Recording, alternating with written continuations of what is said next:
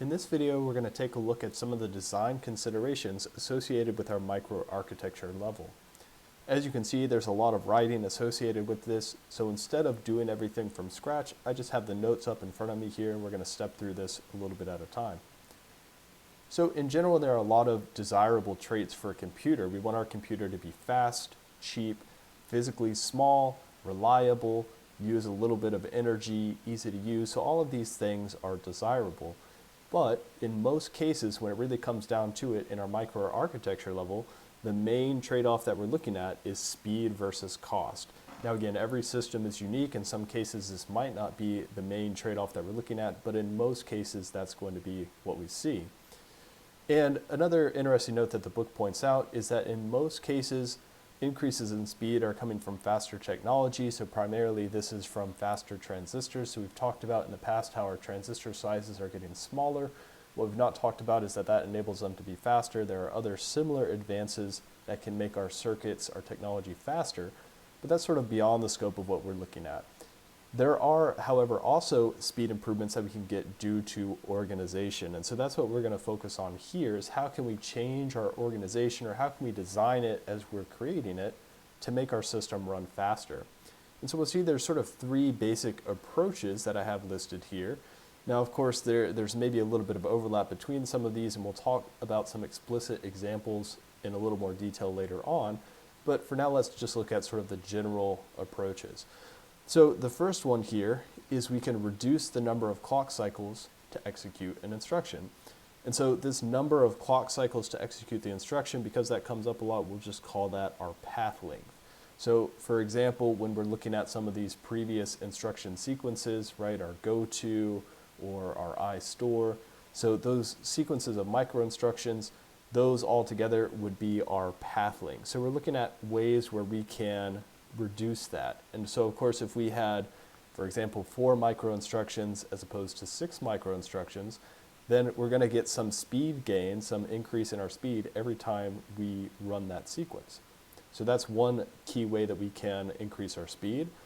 The second way is we can simplify our organization such that our clock cycle can be shorter. And so we won't talk about this until a little bit later, but there are certain things that we can do. We can sort of break the cycle up into pieces so that we can run our clock a little bit faster. And again, I know that's kind of vague, but we'll look at that at least at a high level a little later on. The third one is actually where we're able to get most of our speed gains. Again, if we're talking about speed gains from organization. And so this comes from overlapping the execution of instructions. And so this is something we've talked about earlier in the class, of course, so this should be ringing some bells, where we talked about pipelined systems. And so we can also do this type of thing at our microarchitecture level, and we're going to again look at specifics for examples later on. Before we get into detailed examples, I just want to mention a few sort of simple examples here that I think will help us sort of demonstrate the main points. One thing that we could do to shorten our path length, so this sort of relates to number one, right? We're shortening our path length, is maybe we could have a special incrementer circuit for our PC, because a lot of times we'll see in our sequence of micro instructions, we're having to increment our PC, right? So our PC, our program counter, it's pointing to the next instruction. So of course we have to update that and make it go to the next one and the next one and so on. So if we have an incrementer circuit, the thing about our incrementer is that this is going to be a lot simpler than our ALU, so we don't need a full ALU, we could just have some incrementer. And we don't then have to use our ALU each time we want to do PC equals PC plus 1. It turns out that if we do this, we'll actually only get limited improvement, and the reason for that is most of the time that we're incrementing the PC, we're waiting for some read or some write from memory. And so the main reason that I wanted to go over this example is to sort of help us keep in mind that there are a lot of moving pieces here, right? So there's a lot of different things that we need to consider, and sometimes something like this, adding an incrementer, which seems like an obvious fix, may not actually help us that much. Another sort of clear example that I want to point to is if we go back to our microarchitecture when we first introduced it on page 4-9. So on page 4-9, we had a special decoder. We had this 4 to 16 decoder, And basically we had used that so we could say which register is going onto the B bus. So we said instead of having 9 different lines controlling each of the individual registers, let's just have a decoder, and then we only have to have 4 input lines instead of 9 input lines. And so what we were able to do then is that each of our micro instructions in the control store is shorter, right? Because instead of 9 bits, we only have to now have 4 bits. So we shortened it by 5 bits.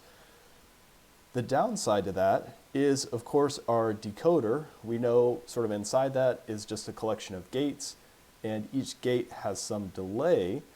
And so that delay ultimately slows down the whole system, right? Because we have to wait for that delay before we can put something on the B bus. And of course, we can't do anything with the ALU until our data is on the B bus, and we can't do anything with the shifter until our ALU is done, and so on and so forth. So this delay sort of propagates through the whole system and causes everything to slow down. Now, of course, it did give us this advantage of a smaller control store, a smaller word size in our control store. So if you recall, we had 36-bit micro instructions, so that would have been 36 plus 5 without that decoder. And so that, of course, comes back to our main sort of trade-off here, speed versus cost, right? So in this case, having our decoder slowed down our system, but it made things a little bit cheaper because we don't have to have as much memory in our control store. We don't have to have as large of words in our control store. So if we were making sort of a high performance system, we would not want to have the decoder. We'd say, no, let's just go ahead and add those extra lines, add that extra hardware so we can execute quicker. So that's sort of a couple simple examples to help us get a rough idea of where we're going with this.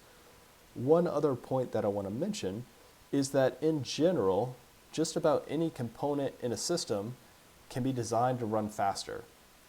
Of course, that's going to come at some cost, right? So we could swap out, for example, our decoder maybe for a faster decoder, or we could swap out our adder for a faster adder. The trade-off is it's going to cost more.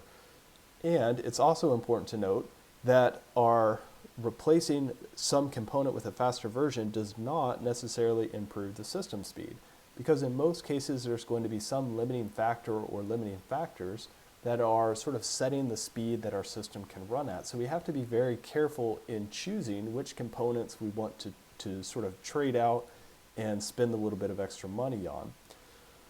So we've talked sort of a lot about the speed of our instruction execution. The other side of that, of course, is our cost.